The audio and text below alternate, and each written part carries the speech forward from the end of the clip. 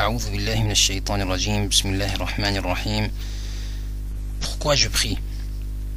Aujourd'hui, beaucoup de gens abandonnent la prière. Ils la considèrent comme une lourde tâche. Si vous leur parlez de la prière, l'un prétend être occupé par des choses importantes, l'autre pense que ses vêtements de travail sont sales et que la prière sera incorrecte. Alors le mieux d'après lui, c'est de la faire en rentrant chez lui. Le troisième reconnaît son égarement et n'arrête pas de répéter que Dieu le guide sur le bon chemin. Allah yahdina. Il y a ceux qui montrent et se vantent de leurs péchés, ceux qui remercient les bienfaits d'Allah par la désobéissance, ceux qui ne donnent aucune valeur ni à la prière ni à ceux qui l'accomplissent, mais qui prétendent être musulmans.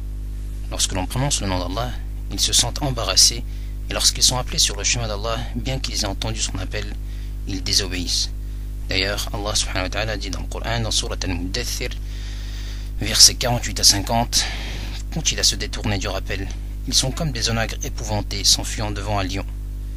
Nous allons examiner les différentes positions. Est-ce que la prière est une contribution que l'individu est contraint d'accomplir comme certains impôts? Est-ce que la prière est une perte de temps et que l'homme n'a pas de temps à perdre?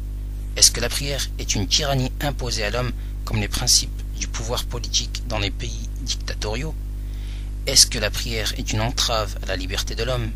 Est-ce que la prière est une chose sans importance? Celui qui veut l'accomplir n'aura pas de récompense et celui qui l'ignore n'aura pas de châtiment? Est-ce que Allah subhanahu wa ta'ala a besoin de notre prière? Quel profit l'homme peut-il tirer de la prière? Quelle est la perte de la personne qui méconnaît la prière? Est-ce que, pourquoi, etc. Beaucoup de questions tournent dans l'esprit de l'homme, dictées par ses désirs, Satan et ses passions. S'il est incapable de répondre à ces questions, l'âme qui pousse à commettre les péchés le soumettra à ses envies, ses tentations et ses passions. Il dépendra d'elle. Elle détériorera sa pensée et il s'égarera. Puis elle lui présentera ses mauvaises actions à l'image des actions pieuses. Elle lui montrera que son point de vue est le plus réaliste, alors que ses discussions sont infertiles. Elle le poussera à souhaiter et à désirer jusqu'au jour où il tombera dans l'enfer 70 automnes sans qu'il le sache. Cependant, s'il arrive à répondre correctement en s'éloignant du doute et en utilisant la logique et la conscience, il triomphera et elle s'abstiendra.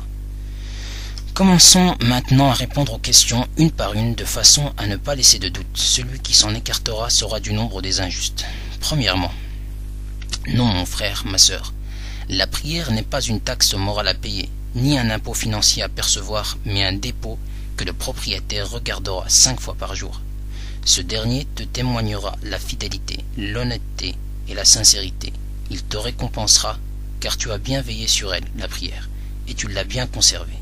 Bien sûr, elle n'est pas un impôt ni une taxe, mais une reconnaissance du devoir, un remerciement des biens, preuve de la pureté de l'âme, indicateur d'amour et d'obéissance à Allah subhanahu wa ta'ala. Vous voyez comme les gens glorifient des personnes, ils les considèrent comme supérieurs à eux, ils leur imputent des pouvoirs et des bienfaits, ils leur font recours quand ils ont des problèmes, ils leur demandent la bénédiction dans les fêtes et les occasions. Pourquoi les mages adorent-ils le feu? Les hindous, eux, adorent les vaches et les singes, d'autres adorent même Satan. Tous adorent des dieux en dehors d'Allah subhanahu wa ta'ala. Ils les glorifient, ils les prient et ils les vénèrent, bien que ces dieux soient fous, tout autant que leurs pensées. Malgré cela, personne ne leur fait de reproches. Quel intérêt récoltent ces gens à travers ces différentes adorations? Ces dieux, que peuvent-ils leur apporter? Répondent-ils à leurs appels? Comprennent-ils leurs paroles? Savent-ils ce qui est bien ou mal pour eux? Est-ce qu'il leur arrive de donner selon leurs besoins? Est-ce qu'ils leur rendent la vie? Est-ce qu'ils les guérissent? Est-ce qu'ils les protègent du mal? Est-ce qu'ils font tomber la pluie et pousser la végétation? Non, ils ne font rien de tout cela. Malgré tout, ils les adorent. Ils leur reconnaissent le sacrement, la grâce et prouvent leur fidélité en les priant. Vous voyez, cher ami, si quelqu'un vous offre un bonbon, s'il vous aide à porter vos bagages, s'il vous indique le chemin, s'il vous aide à pousser votre voiture en panne, ou s'il ramasse pour vous un objet que vous venez de faire tomber, vous lui dites merci, vous le respectez, vous estimez son acte et souhaitez le récompenser.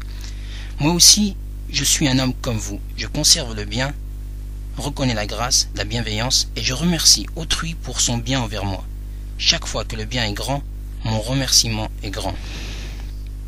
Y a-t-il un donateur généreux comme Allah subhanahu wa ta'ala qui m'a donné la conscience, la santé, les sens et qui m'a comblé des bienfaits. Il m'a attribué une famille, une femme, des enfants, des voisins. Non, il n'existe personne dans la vie qui a été plus généreux avec moi que Allah subhanahu wa ta'ala. Glorifié soit-il. Glorifié soit-il. Ne lui dois-je pas le remerciement pour ses bienfaits alors que je remercie d'autres pour moins que cela? Je m'efforcerai même à le faire pour ne pas être une personne qui nie les bienfaits d'Allah subhanahu wa ta'ala.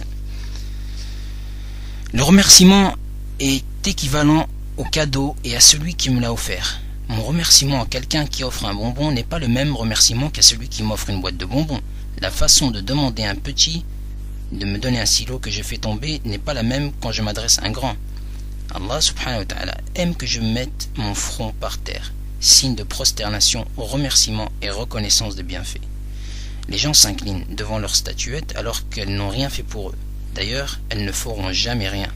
D'autres s'inclinent devant leur président, roi, chef, même s'il les oriente vers les mauvais chemins. Comment voulez-vous que je m'incline pas devant Allah subhanahu wa ta'ala, le roi, le créateur des univers, le Dieu des cieux et de la terre, et de tout ce qu'il se trouve entre eux, le donateur, l'empêcheur, celui qui donne la vie et fait mourir, et qui juge nos actes, même les plus imperceptibles. Deuxièmement, la prière n'est pas une perte de temps. L'homme, quand il se met debout pour prier, s'éloigne du bruit de son travail, des va-et-vient, des achats et ventes, des études, des enseignements et de toutes ses occupations. Une fois qu'il a fini sa prière, il sent que son âme est calme, son cœur joyeux, son corps reposé, sa colère disparue. Il demande pardon et clémence à Allah subhanahu wa ta'ala, de l'aide, du courage et de la force pour faire face aux exigences de la vie. Le prophète sallallahu alayhi wa sallam, bénédiction et salut sur lui, trouve toujours refuge dans la prière quand il a des soucis et des problèmes.